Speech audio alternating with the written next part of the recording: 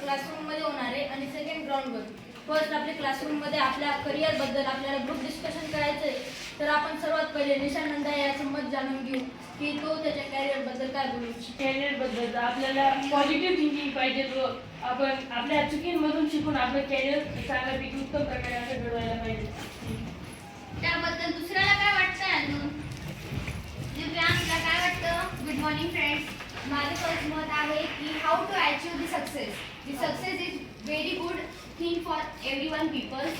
Success जर आपल्याला मिळवायचं असेल तर पहिले आपल्याला पॉझिटिव्ह थिंकिंग आणि दुसऱ्याचे मत जाणून घ्या. त्याच्यासाठी आपल्याला करिअर सेटअप करण्यासाठी आपलं सक्सेस हे टर्निंग पॉईंट आहे. जर आपल्याला आपल्या सक्सेस करिअर आपलं जमवायचं असेल तर टर्निंग पॉईंट असतं 9, 10, 11, 12. याच्यामध्ये आपल्याला सर्वप्रथम आपल्या स्टडीवर फोकस केलं पाहिजे. ते म्हणतात ना इम्पॉसिबल, त्याच्यामध्ये एक वर्ड लपलेला आय एम पॉसिबल. जसं की श्री मुकेश अंबानी यांनी खूप पुअर लाईफ होती त्यांची, तर त्यांनी इतकं मोठं केलं की पूर्ण जगभरात त्यांचं नाव वाचतंय. तसंच जर आपण आपल्या लहानपणापासून प्रयत्न केले तर मोठ्यापणापर्यंत तर आपली लाईफ ही खूप सेटल होऊन आपलं करिअर हे बेस्ट राहील. थँक्यू. त्यानंतर तिच्या मताशी मत घेऊन माझ्याच क्लासमध्ये बोलणार आहे तो आहे सत्यजित. असं की दिव्याजी सांगितलं की 9, 10, 11, 12 हा आपला करिअरचा टर्निंग पॉईंट होता.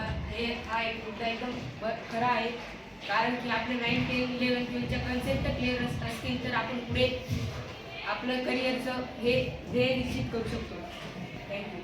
पुन्हा समर्थचे पण काही करिअर बद्दलचे 2-3 सेंटेन्स आहेत तेही आपण जाणून घेऊया. बोल समर्थ. जसे की सत्यजितने सांगितले आता 9, 10, 11, 12चे जे आपले स्टेप राहतात ते आपण कन्सेप्ट क्लिअर करावं. म्हणून आपण जर पहिल्यापासून जर आपले कन्सेप्ट क्लिअर राहिले तर आपल्याला पुढे पण आपल्याला प्रॉब्लेम नाही येणार.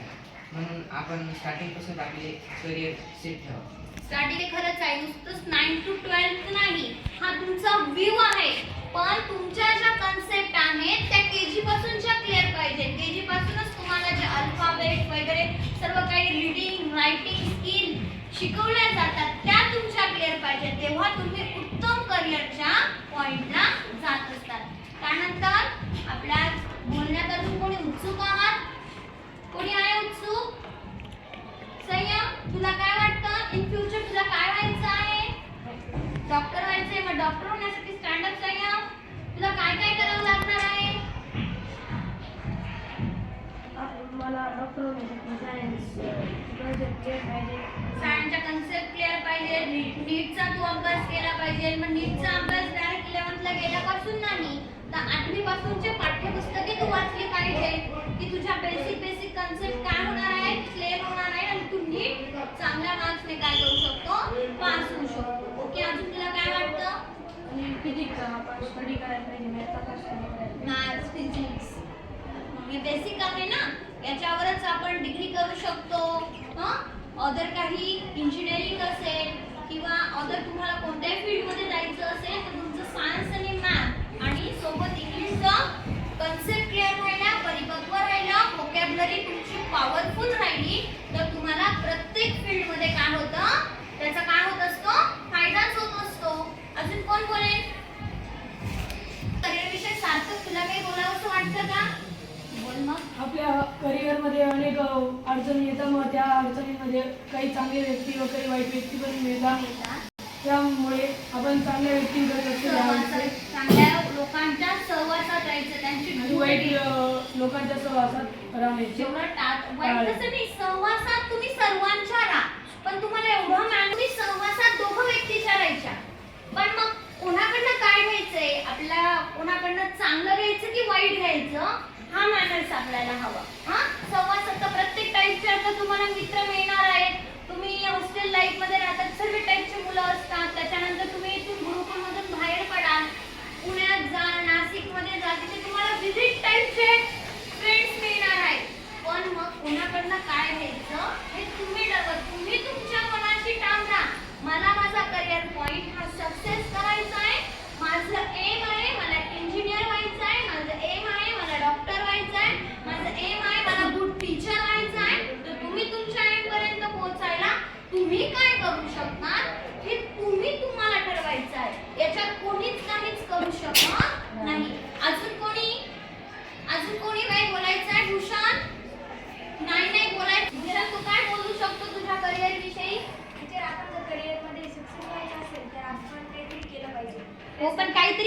केलं पाहिजे आपण?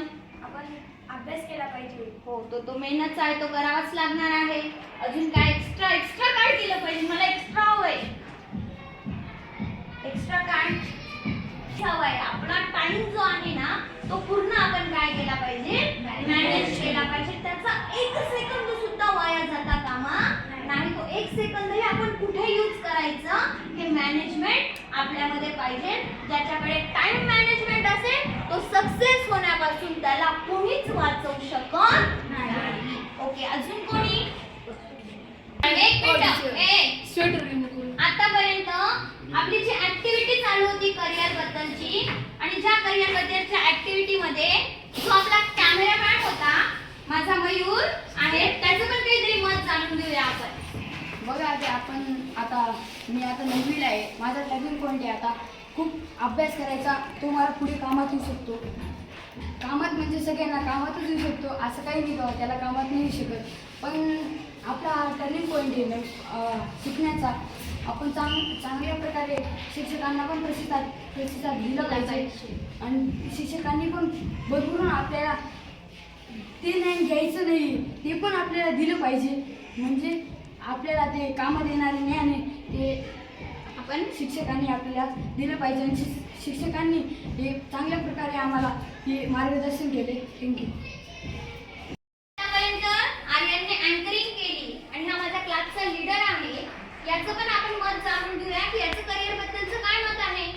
तर मित्रांनो, माझं करिअर बद्दल हे मत आहे की आपण आता 9thला आहे, तर आपलं हे आत्ताचं टर्निंग पॉईंट आहे.